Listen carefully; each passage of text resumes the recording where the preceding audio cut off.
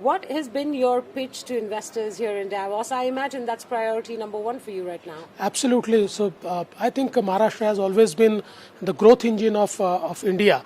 And my pitch to the investors is that there's a very good investment climate in Maharashtra. Maharashtra accounts for 14% of the national GDP. It accounts for 20% of Indian exports. It accounts for 18% of Indian manufacturing, and it accounts for 35% of the FDI that comes to India. So it's a sort of investment destination. And apart from that, Mumbai is a fintech capital, Pune is tech capital. And I think in the recent report of the Startup India, now Maharashtra has become the startup capital of India by absolute number and by absolute investment. It is the number one. So I think we are actually showcasing our strengths to the investors, and I'm happy to share that we have got huge investments from diverse sectors, and I'm very happy about it. But I did hear that you signed an investment sort of understanding or MOU with the Indian group JSW. Have you been able to get interest from foreign investors here in Davos? And could you name a few specific ones? I would say that most of our investment is coming from the foreign investors. And even those investors which are Indian are bringing foreign investments. So these are FDIs. So that's why they want to sign it in Davos, because they bring their foreign partners with them. So I think in various sectors, let's say in the data center, we could sign with Amazon, we could sign with Microsoft. Right here this week? Yeah, right here this week. And do you have a number you can share with us in terms of the kind of investor interest? What would it amount to? I mean, it is total investment of $200 billion. $200 billion in 1 week? Yes. That does seem like an exaggeration, Absolutely. Minister, if you'll allow me to say that. I've tweeted every single investment and you can verify. Well, I hope to do that. But you spoke of all the strengths of the state. Unfortunately, though, in the last few years, Maharashtra has slid down the rankings when it comes to per capita GDP. Industrial growth has slowed. So what specific policy changes are you going to make to fix these? Because many other states, whether it's Gujarat with semiconductors, or it is Tamil Nadu with EVs, or Karnataka with tech, are getting way ahead of you. So I think it's a myth, I'm telling you, because, you know, if you look at EV, now the next EV capital of India is not Tamil Nadu, it will be Maharashtra. Mahindra has invested, JSW has invested, Toyota has invested, Hyundai has invested. Everyone has invested in Maharashtra into EV. And having said that, if you look at technology, I've told you the technology startups are actually they sit most in Mumbai. So technologically also Maharashtra is way ahead of other states, and in last 6 months we could garner 40% FDI that came to India, and it is 90% of what came Chief last Minister, year. does that mean you're making no policy changes to be able to bring more investment No, to we cut have the red to. tape, In fact, develop more urban areas in the state? No, so I must tell you that we are doing a lot of policy changes. We did new logistic policy, new data policy, new IT policy. So on policy, we are actually working more, because we know that the job market is changing, technologies are changing, how businesses were conducted up till now. We understand that, and around that we are framing our policies so that we can attract new and emerging technologies. Now we have decided to create a innovation city near Mumbai. It will be a city in 100 hectares of land.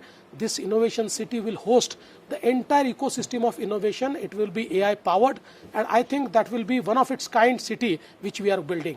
Where near Mumbai will this be? It will be in New Mumbai, because now Mumbai and New Mumbai are joined together by the Atal Setu. Sure. And in New Mumbai there will be a innovation city, there will be a sports city, there will be a edu city, and there will be also a medi-city. And I must share that 4 big universities, and to name 2, Illinois and Western Australia have already signed with us. They are coming to our edu city. What's the timeline for all of this? Because these do sound like very ambitious plans, but how do we hold you accountable to them? No, you should hold me accountable, because every year you will see the progress. Of course, creating a city is a generational project, right, but we are starting right now. All right, great. The fiscal parameters of the state have changed over the last couple of years. Maharashtra at one time was considered to be a very responsible state, but you've blown out your revenue deficit because of the Ladki Bahin scheme, which offers cash sops to young women. And whilst it's a commendable scheme, so to speak, it is putting a stress on your finances. And now we hear that the state is in fact verifying all the people that took advantage of the scheme before the election and might be cutting back on some of that largesse.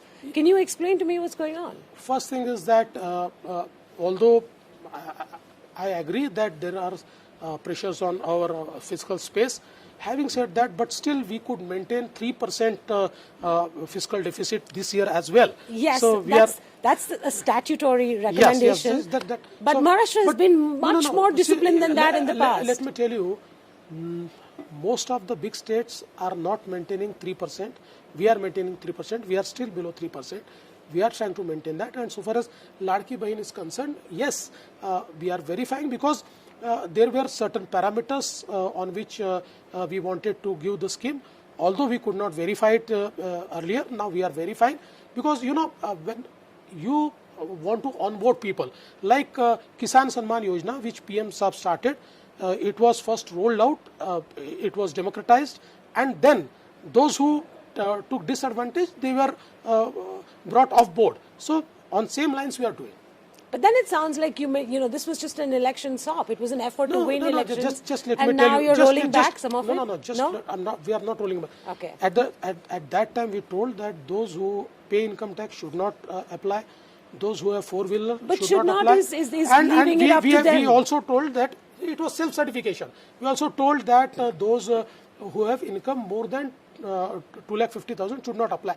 Now, there are people who applied, who took benefit, but you know how it looks to the opposition, that you use the scheme as an attraction to bring voters to your side, and now you're doing the verification which should have been done in the earlier instance. One thing is the most difficult thing which no one can do, that is to satisfy opposition. So one should not try. All right. You should satisfy the people. All right. You have 5 years as Chief Minister, and hopefully this term will be less volatile than the last 5 years.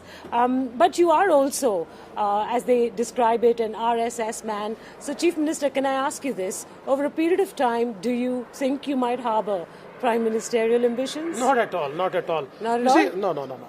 See, I know my strength and I know my limitations. And in BJP, we have always created a new generation. Yes. So people used to think that what would happen to BJP after Atalji and Advaniji, but here we are. Our entire new generation is there. A third generation is also created. So I will say that I am part of a new generation. We are cultivated by our leaders. Our Prime Minister wants new people to,